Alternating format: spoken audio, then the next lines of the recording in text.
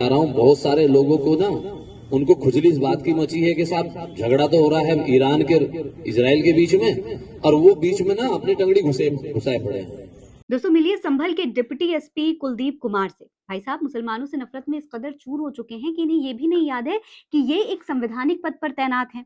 सभी धर्मों के लोगों के प्रति एक समान व्यवहार करना इनका अधिकार है। ये एक बजरंग दल के कार्यकर्ता नहीं है, ये कोई गुंडे नहीं है, ये विश्व हिंदू परिषद के कोई कार्यकर्ता नहीं है जो इस तरीके से मुसलमानों को आकर धमकियां दे रहे हैं। एक संवैधानिक पद पर बैठे हुए हैं, उत्तर प्रदेश सरकार के लिए काम कर रहे हैं और सभी लोगों के लिए, प्रदेश के हर तबके के लोग के लिए, हर धर्म के इंसान के लिए इन्हें काम करना है। किसी एक को टारगेट करना या किसी एक को नीचा दिखाना इनका काम नहीं है। लेकिन जिस तरीके से इनके रिएक्शन सामने आ रहे हैं, जिस तरीके की बातें ये कर रहे हैं, उससे तो यही लग रहा है कि ये अपने आप को एक सरकारी अधिकारी समझ ही नहीं रहे हैं। दरअसल हुआ क्या है, पूरा मामला क्या है, किस तरीके से सोशल मीडिया पर संभल के डिप्टी एसपी कुलदीप कुमार को लेकर चर्चा हो रही है, सब कुछ बताएंगे आज के इस वीडियो में। इसलिए वीडियो को पूरा जरूर देखिए। सलाम नमस्ते, मेरा नाम फरीन अंसारी है और ये खबर आप मेरे official channel Fareen Ansari official पर देख रहे हैं।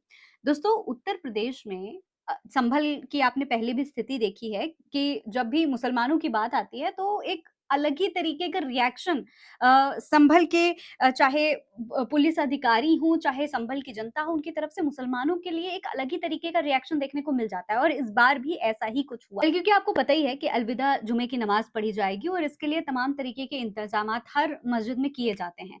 इसी को लेकर के संभल पुलिस ने मुस्लिम समुदाय के लोगों के साथ एक शांति बैठक की। लेकिन जिस तरीके के वीडियो सामने है उसे देखकर ये कतई नहीं लग रहा था कि ये किसी तरीके की कोई शांति बैठक है या कुछ डिस्कस करने के लिए बुलाया गया है। बल्कि सीधे तौर पर देखकर ऐसा लग रहा था कि जैसे ये मुसलमानों को धमकाने की कोशिश कर रहे हो। जी हाँ, उत्तर प्रदेश के अधिकारी मुसलमानों को धमकाने की कोशिश करते हुए नजर आ रहे थे वीडियो में। ये मुसलमानों को टारगेट करते हुए कहते हैं कि ईरान का समर्थन करने या छाती पीटने वालों को ईरान चले जाना चाहिए। सड़क पर अलविदा जुमे की नमाज पढ़ी तो सीधे सीधे जेल भेज देंगे। सुनिए। रहा हूँ बहुत सारे लोगों को ना उनको खुजली इस बात की मची है कि साहब झगड़ा तो हो रहा है ईरान के इजराइल के बीच में और वो बीच में ना अपनी टंगड़ी घुसाए पड़े हैं। भाई अगर इतनी दिक्कत है तो आप बैठ जाओ जहाज में, जब जहाज लेने जा रहा है वहां ईरान में फंसे हुए भारतीयों को, तो जहाज में बैठ जाओ और चले जाओ और जाओ लड़ो ईरान की तरफ से, लौट के आ जाओ।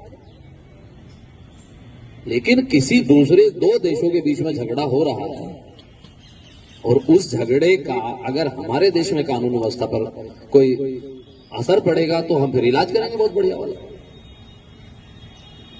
कहीं पर किसी भी प्रकार का किसी नमाज में, अलविदा की नमाज में या जुमे की नमाज में कोई भी किसी प्रकार के किसी देश के विरोध में, किसी किसी के विरोध में कोई स्लोगन, कोई पट्टी, कोई नारा ये नहीं होना चाहिए।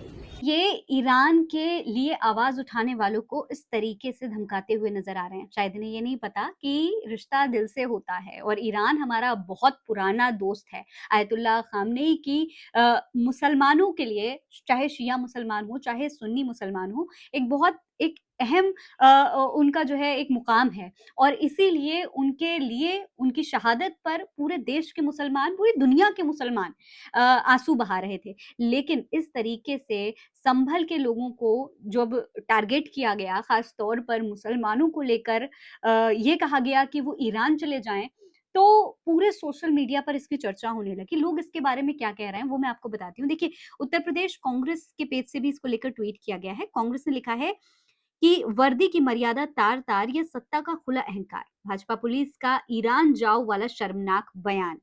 संभल के सीईओ कुलदीप कुमार का ये बयान कि ज्यादा खुजली है तो ईरान चले जाओ, किसी लोक सेवक की भाषा नहीं, ये एक अघोषित तानाशाही की गूंज है। शांति व्यवस्था बनाए रखने के नाम पर एक समुदाय विशेष को सरेआम इलाज करने की धमकी देना और आपत्तिजनक शब्दों का इस्तेमाल करना कहाँ का न्याय है। भाजपा सरकार के सबका साथ सबका विकास के दावों की पोल ये वर्दीधारी खुद ही खोल रहे हैं।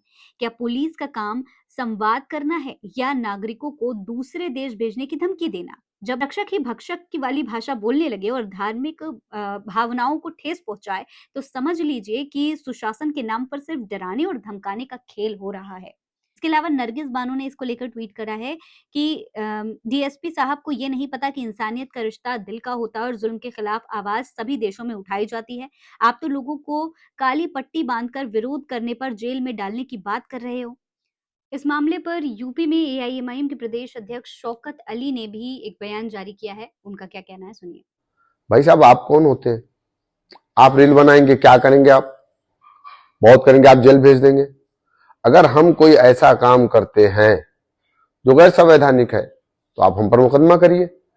आप हमको धमकी दे रहे, सबसे पहला मुकदमा तो आपके ऊपर होना चाहिए।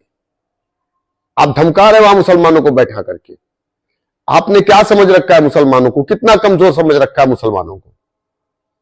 हर कोई आएगा मुसलमानों को बोल करके चला जाएगा। इसके पहले सीओ अनुज, उसका भी यही काम था, गोलियां मार दी मुसलमानों को। उसने हीरो बन गया, वो कंधे पर गदा लेकर के वर्दी की हालत में।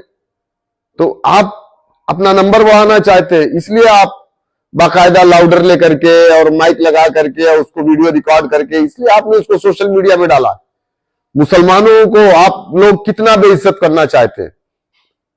लेकिन सबसे बड़ा सवाल यह है कि आखिर देश में ये 2 तरीके के कानून कब तक चलेंगे? क्या मुसलमानों को इन लोगों ने मान लिया है कि ये द्वैम दर्जे के नागरिक हैं और इनको जिस तरीके से प्रताड़ित करना चाहो कर सकते हो? मैं आपको कोई नई बात नहीं बता रही हूँ। इससे पहले कुछ ही दिन पहले अभी आपने देखा होगा होली का त्योहार गया था और होली भी बहुत ही अच्छी तरीके से संभल में मनाई गई थी। तमाम लोगों ने होली मनाई थी और उस दौरान ये वीडियो सामने आई थी। आप इसमें देख सकते हैं कि एसपी किशन बिश्नोई के नेतृत्व में पुलिसकर्मियों ने यूपी की संभल की सड़कों पर ताबड़तोड़ होली मनाई थी, खूब नाचे थे, खूब गाए। इसी तरीके से आपने देखा होगा तमाम दूसरे धर्मों के त्योहार होते हैं, पुलिसकर्मी हो चाहे आम जनता हो अपने त्योहारों को एंजॉय करती है। अब कावड़ को ही ले लीजिए, जब कावड़ यात्रा निकल रही थी तो पुलिसकर्मी बैठ करके कावड़ियों के पैर तक दबा रहे थे। लेकिन जब बात मुसलमानों की आई, जब जुमे की नमाज की आई, सिर्फ 10 मिनट की नमाज दूसरी, उस 10 मिनट की नमाज में ऐसा नहीं है कि मुसलमान जानबूझकर मस्जिद के बाहर ही नमाज पढ़ते हो। जब मस्जिद में जगह नहीं बचती तो बाहर थोड़ा-सा एक्सटेंड हो जाती है और लोग वहाँ पर नमाज पढ़ने लगते हैं। लेकिन उससे ही उत्तर प्रदेश की पुलिस को इतनी नफ़रत हो रही है कि सीधे-सीधे मुसलमानों को धमकाने का काम कर रहे हैं। इसके बारे में आप क्या कहेंगे? कमेंट बॉक्स में लिखकर हमें ज़रूर बताइएगा। ये खबर आप मेरे official channel Farheen Ansari official पर देख रहे हैं। जय हिंद, जय भारत।